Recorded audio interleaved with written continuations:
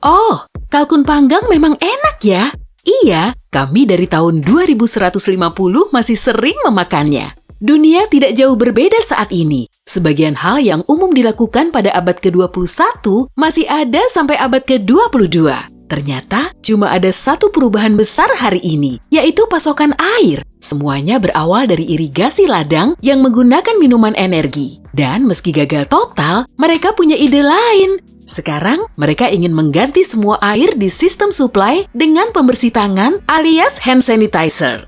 Menurut mereka, ini akan lebih baik, lebih bersih, dan lebih aman bagi semua orang. Menurut mereka, kalkun yang dipanggang dengan olesan hand sanitizer juga lebih enak. Mari kita lihat apa yang biasanya terkandung di dalam sanitizer. Bahan pertama dan yang terpenting adalah alkohol untuk membantu memecah lapisan lemak yang dimiliki bakteri. Saat kuman terkena alkohol, lapisan itu akan lepas sehingga bakteri tidak lagi membahayakanmu karena menjadi tidak aktif. Agar sanitizer benar-benar efektif, kandungan alkoholnya harus minimal di angka 60% agar bisa membasmi hampir semua kuman di sekitarmu. Terkadang, untuk memastikan tidak ada kuman yang tertinggal di permukaan tubuhmu atau dimanapun kamu memakainya, tingkat alkoholnya mungkin lebih tinggi, yaitu sampai 95%. Mau mengintip ke saluran pipa kami? Boleh! Saat sanitizer mengalir keluar dari pipa, menggantikan air yang dulu kami gunakan, suhunya juga tak kalah penting. Alkohol menguap pada suhu 77 derajat Celcius yang tentunya super panas. Jadi, jika hand sanitizer kehilangan kadar alkoholnya, manfaatnya pun hilang dan secara teknis tak bisa disebut sanitizer lagi, melainkan sekedar cairan berbahan air. Tapi kamu juga tidak mungkin mencuci piring dengan suhu air 77 derajat Celcius. Kamu bisa memanaskannya untuk menguapkan alkohol dan menunggunya mendingin. Potensi antibakterinya akan hilang, tapi masih menyisakan air, minyak esensial, dan kandungan lain untuk membantumu mencuci piring kotor yang tersisa setelah makan malam lezat bersama keluarga. Airnya, maksudku, sanitizer yang keluar dari pipa bersuhu suam-suam kuku sehingga tetap efektif. Konsistensi sanitizer pernah menjadi salah satu masalah sangat besar di awal peluncuran sistem pasokan air baru ini. Sanitizer versi cair tampaknya jauh lebih mudah dialirkan lewat pipa karena tidak jauh berbeda dengan air. Berbeda dengan yang versi cair, gel yang lebih kental sering tertinggal di pipa dan terus mengering, meninggalkan lapisan mirip kertas film yang menjijikkan. Pernah melihat sisa gel lengket yang tertinggal di mulut botol? Setiap kali orang menyalakan keran, zat seperti gel yang tertinggal di dalam pipa hampir seketika mengering, menciptakan semacam gumpalan di dalam pipa. Pada akhirnya, pipa pun tersumbat sepenuhnya sehingga kami memilih yang versi cair. Baru-baru ini, mereka mencoba memperkenalkan kembali yang versi gel karena sudah dimodifikasi sedemikian rupa. Diperlukan beberapa pipa khusus baru, tapi sukses besar. Masalahnya, gel jauh lebih ekonomis, yang versi cair mudah bocor dan bahkan tanpa kita sadari. Sementara, gel keluar dari pipa lebih lambat. Oke, kayaknya kamu sedang lapar? Mau makan apel? Hei, jangan lupa dicuci dulu sebelum dimakan. Matikan kerannya, air untuk mencuci apel ada di tangki. Sanitizer sangat dilarang untuk mencuci sayur dan buah. Sanitizer beracun dan meninggalkan lapisan di makanan serta masuk ke dalamnya sehingga tidak layak pangan. Dan jika ada lapisan lilin di apel, hanya air sangat panas dan hampir mendidih yang bisa melarutkannya dengan baik. Jika ada orang yang mencoba membersihkan apel dengan menggosokkan sedikit sanitizer, apelnya justru akan dipenuhi lapisan lilin dan sanitizer. Rasanya pahit.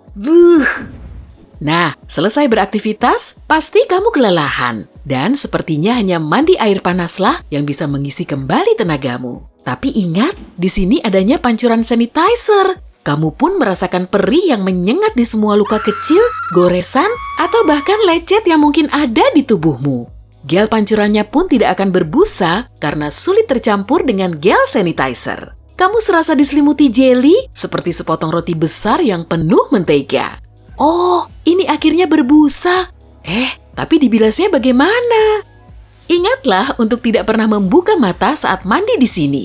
Ya ampun, kamu sudah terlanjur buka mata.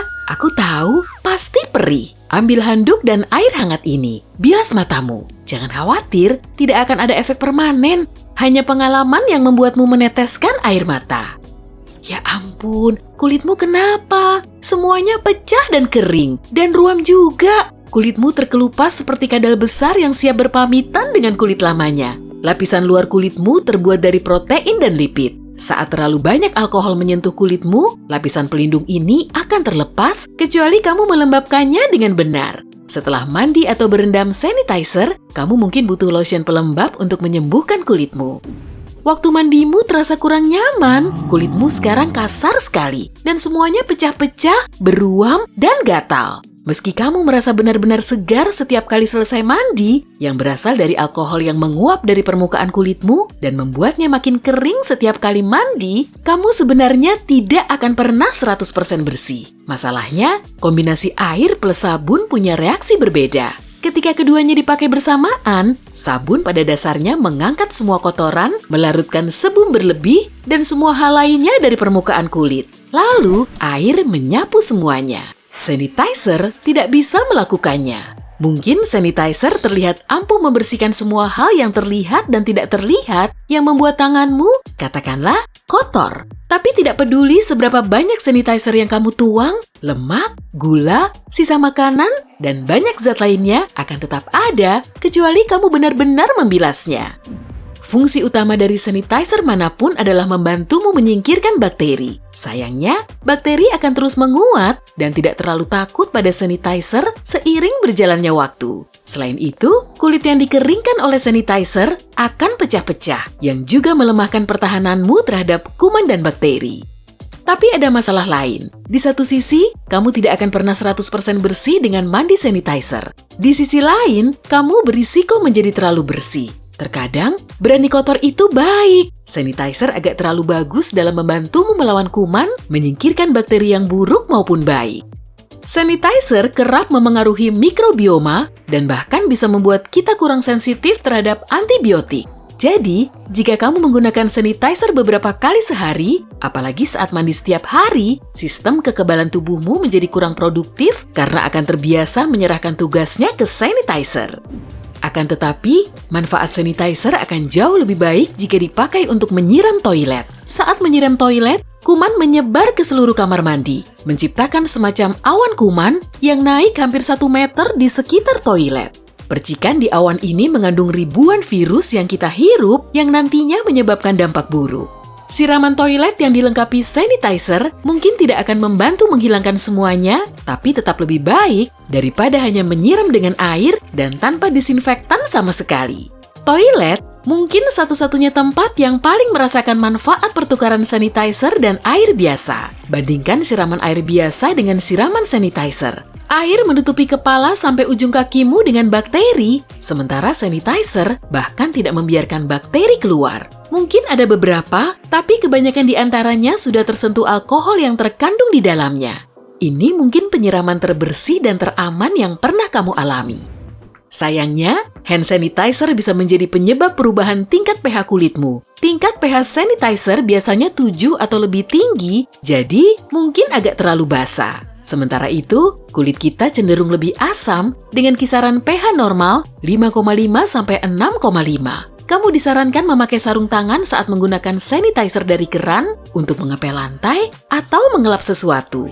Itu adalah alasan lain kenapa kebanyakan orang menghindari pancuran air standar di rumah dan memilih tangki air rumahan. Tidak ada gunanya membasuh tubuh dengan setelan karet yang dirancang untuk mandi seperti itu.